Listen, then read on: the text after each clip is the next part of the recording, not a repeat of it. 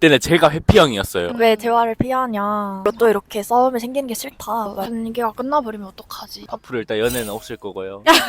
네, 오늘 저희가 진행할 주제가 연애를 하면서 생기는 갈등에 대해서 얘기를 좀 해볼 건데 남자친구분이랑은 얼마나 사귀셨어요? 남자친구랑 거의 7개월 정도 사귀었습니다. 7개월 동안 일어난 갈등이 있었나요? 저는 어떤 대화를 할 때 약간 민감한 주제라도 얘기를 하고 남자친구가 어떤 생각을 가졌는지 궁금하거든요. 저랑 달라도 넌 그렇구나 이렇게 듣고 이런 부분은 생각 못했네 알게 되는 게 있을 수도 있고 이렇게 얘기를 하면서 서로 더 알아간다 생각하는데 남자친구는 저랑 의견이 좀 다르다 생각하면 아예 대화를 피하고 싶어하는 그런 성격이에요. 저는 그거대로 또 기분이 상해서 왜 대화를 피하냐 하면 남자친구는 이런 걸로 또 이렇게 싸움이 생기는 게 싫다 막 이렇게 갈등이 생겼던 게 제일 기억에 남습니다. 그래 네 생각은 이렇구나 하고 그냥 넘어가고 그 이후로 저도 그냥 굳이 민감한 이슈는 최대한 그냥 친구들하고만 얘기하고 아직 완벽하게 해소가 된 것 같진 않아요. 그쵸. 네. 그거는 사실 해소라기보다는 좀 묻어두고 네 맞아요. 넘어가는 거잖아요. 네. 사실 해소가 되려면 거기에서 있었던 내 감정이 소화가 되어야 되는데 네. 계속 그렇게 묻어두고 계신 거예요? 지금까지도? 그냥 다름을 인정했다. 다툼이 일어날 것 같은 거는 되도록 피하는 것 같아요. 더 큰 싸움으로 번지게 되니까 약간 맞아요. 포기한 느낌도 없지 않아 있어 보여서 저는. 네. 그러면 갈등을 네. 이제 겪었을 때 네. 말을 처음에는 하셨다고 했잖아요. 네. 그때는 어떤 불안한 마음들이 좀 올라오셨어요? 그땐 아무래도 관계가 끝나버리면 어떡하지. 반복되면 서로 지치니까 놓아버리면 어떡하지. 이런 생각이 제일 큰 것 같아요. 요즘 그런 말들 많잖아요. 애착 유형에 대한 얘기들. 뭐 네. 회피형이다, 불안형이다, 네네네. 뭐 안정형이다. 나랑 내 남자친구를 생각했을 때 그나마 이 유형에 좀 가깝다라고 생각이 드시는지. 그 친구는 그래도 안정형이긴 한데 잘 풀리지는 안정형이고 제가 오히려 불안형에 가까운 것 같아요. 네. 제가 그렇게 생각한 이유는 자존감이나 그런 게 좀 낮은 편이라서 살짝 태도가 뭔가 달라졌다거나 하면은 내가 뭐 실수했나? 그 불안함이 커져서 그렇게 느낀 것 같아요. 불안형을 극복하기 위해서 어떤 노력을 기울이실 생각이 있는지. 대화를 많이 해봐야 된다 생각하고 제가 뭐 불안이 느껴지면 그걸 남자친구한테 말을 하고 도움을 받고 저도 믿음을 주려고 하고 그런 것들이 필요한 것 같아요. 같이 대화를 많이 하는 게 중요한 것 같습니다. 원래 연애가 같이 이제 맞춰가고 의지하고 서로 해야 좋은 연애 오래 할 수 있잖아요. 전 애인 같은 경우는 약간 시간을 또 계속 가져야 되고 자기만의 생각이 더 필요하고 자기 그게 너무 강해서 가치관? 네 가치관 네. 맞아요. 나는 이런 사람이고 너는 이런 사람이다. 수용을 받는다라는 느낌보다는 그냥 나는 나고. 네 나는 너는 나고 너다. 너는 아. 너다. 전 애인이 네.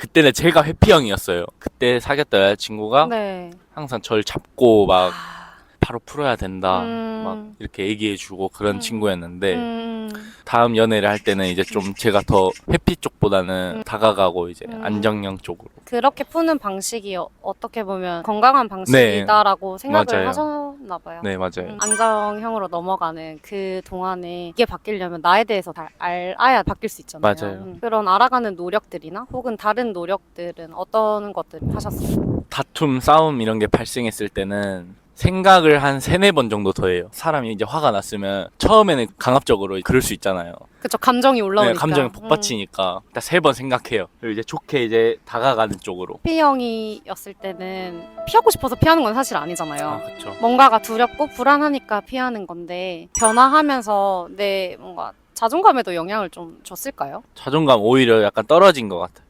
오히려 떨어졌다고요? 네. 오. 서로 이제 성향 말하고 안 맞는 부분 얘기하다 보니까 오히려 내가 더 잘못하고 있나?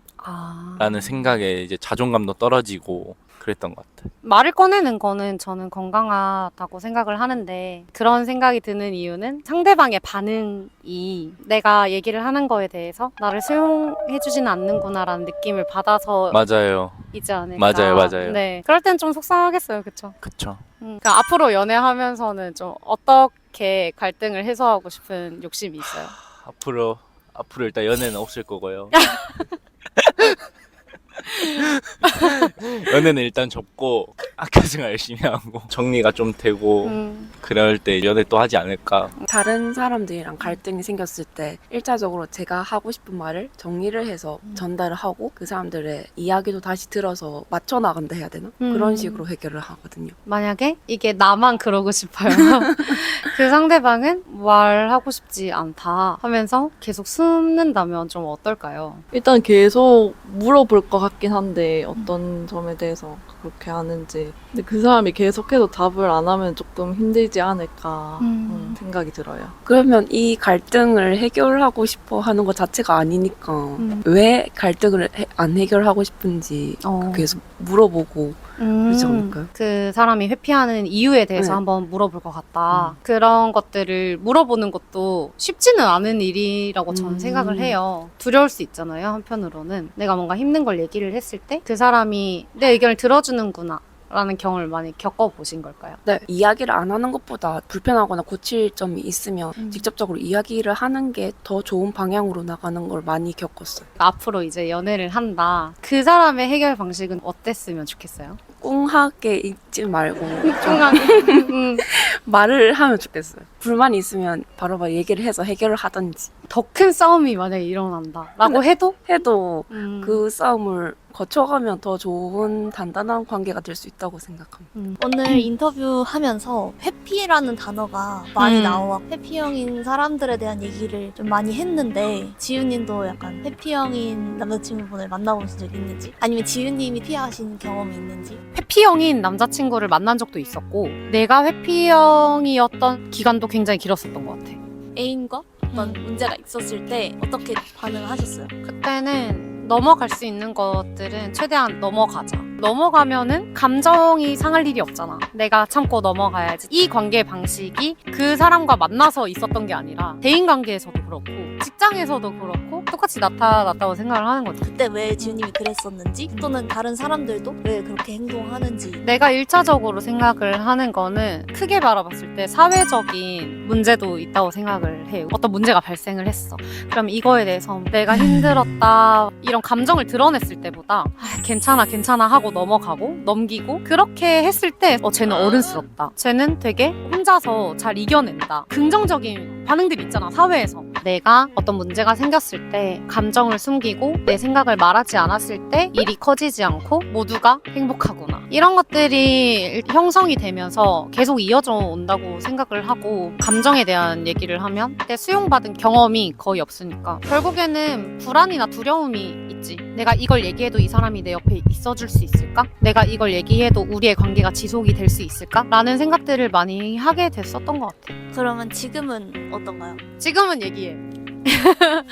좀 중요한 게 애착에 대해서 얘기를 할 때 피형이다 불안형이다 하면 그게 평생 가는 거는 아니야. 과거에 있었던 경험은 바꿀 수 없어. 새로운 경험을 하면서 그리고 새로운 관계에서 뭔가를 배우면서 바꿀 수 있거든. 가소성 같은 특징이 있기 때문에. 근데 그러려면은 내가 변화하려는 의지도 있어야 되고 상대방도 그 경험을 함께 해줄 수 있는 사람이 있어야 되거든. 그럼 내가 그런 의지가 있고 변하려고 노력을 해도 그런 것을 잘 수용해 줄 수 있는 그런 상대를 만나지 못하면 어려울 수도 있다는 얘기네요. 마음 아픈 얘기지만 그럴 수 있다고 생각해. 왜냐면 관계가 일방향이 아니잖아. 쌍방향이니까. 그래도 중요한 거는 내가 몇 차례 시도를 해서 안 됐어. 거기에서 낙담을 하는 게 아니라 이게 내 잘못이 아니라는 거를 항상 인지를 하고 계속 두들겨 봐야 돼. 그런 사람이 있는지 찾으려는 노력들이 필요하고 그리고 그런 사람이 나타났을 때 더 불안했어. 진짜 얘기해도 돼? 그러니까 얘기하고 나서도 겁먹는단 말이야. 그때 올라오는 감정들도